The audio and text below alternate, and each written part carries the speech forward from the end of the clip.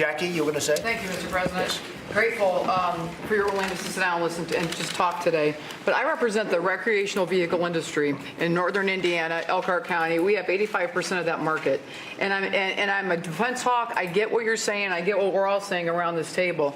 We're one of the largest manufacturing districts in this country.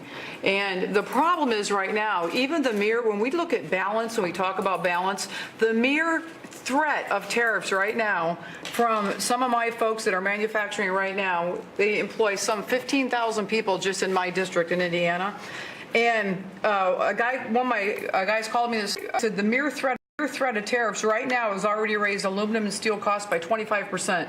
Canadian softwood has raised 20%. The labor cost to the industry is already up 10 to 15% because the job market's so tight. And this is a market that was 21% unemployment when we really had a financial crisis in this country, and now we're down to 2.1%.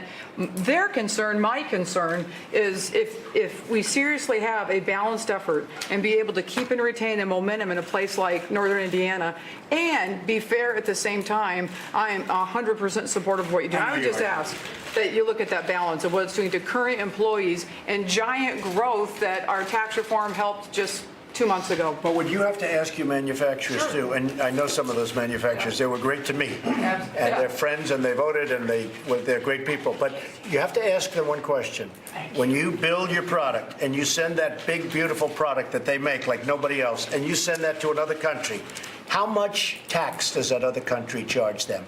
And therefore, they don't sell it there very much because the tax is so high. And one of the things we want to do is we want fairness. We don't want what's been having.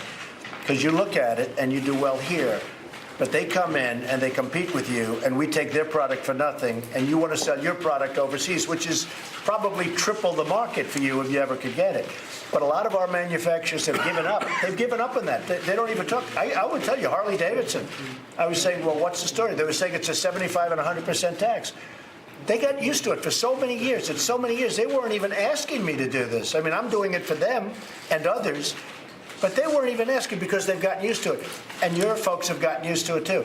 Because you take that great product and you sell it overseas, they make it almost impossible for you to do that. Not only monetarily with the tax, but they also have other criteria which make it impossible. I understand, but I would say there's also the second issue that has developed in this country with these corporations and producing the quality vehicles that they do is the true American smelters left.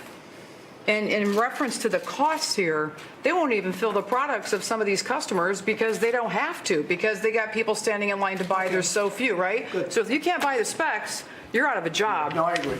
We want a combination of big competition, including competition from within our country, competing against that. And we want to take outside sources, but we want competition and we want the jobs. And the customer service. And we want customer service. That's right. Any questions? Yes, Senator.